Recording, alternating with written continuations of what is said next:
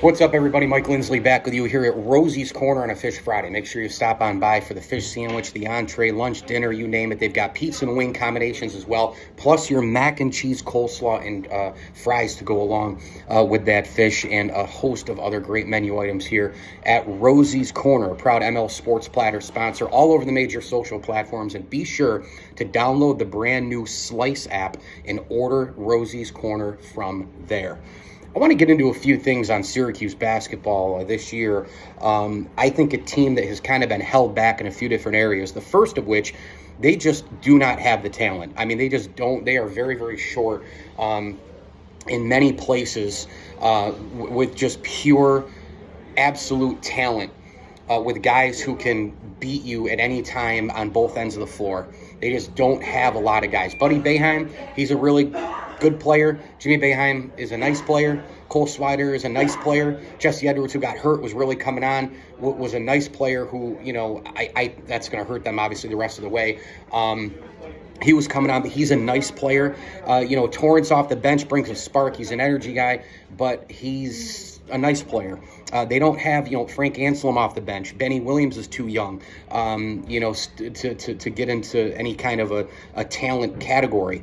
So Gerard is a pretty good player, but none of them are superior from a talent standpoint, and also from an athleticism standpoint, which has really hurt them in many, many ways, including having the basketball and needing a basket. Like, none of these guys can blow by a defender. Gerard, both Boeheim guys, Cole Swider, they don't have the ability to dribble blow by at all. And so that's another huge thing as well. Talent, athleticism. I think the defense has held them back quite a bit as well. I think Edwards improving a little bit earlier this year really helped the 2-3 zone in the inside part. The problem is, he's now out. Now you get Anselm in there. They've given up a lot of the backdoor stuff. The three-point shot isn't covered consistently.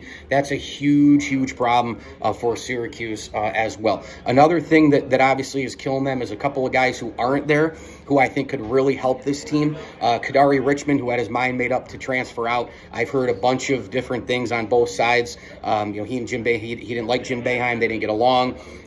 He wanted a change. I thought he should have played a heck of a lot more when he was in an orange uniform. And I watched him the other night playing for Seton Hall, and he's just a terrific, terrific player. I would love a guy like him at the top of that zone, and also playing maybe off at like the 2. You go a little smaller. You put Buddy Boeheim, Jimmy Boeheim out there at the 3-4. You could go Gerard. You could go Kadari. You could go Buddy Boeheim, and you could go Jimmy Boeheim. And then you could put a Cole Swider in there at the 5 spot, for example, if you had him right now, especially with the Edwards injury.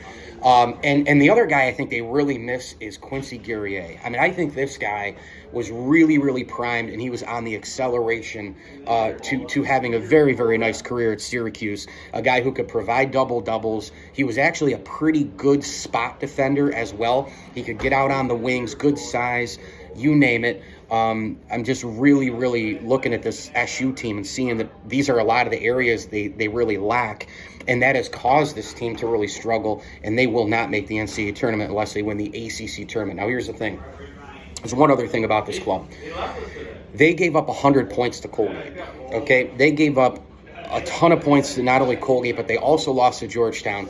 Georgetown, I believe last check, they haven't won a Big East game yet. So those are 2 horrendous losses. We'll see what Syracuse can bring to the table the rest of the way. I can't wait to be in the Dome next Saturday for the game against Duke, and we'll see what happens, the rest of the way. But certainly a great stretch here in college basketball to the end. Not so much for Central New York fans of Syracuse, but, it'll be fun still going down the stretch. I got my Bonnies to watch.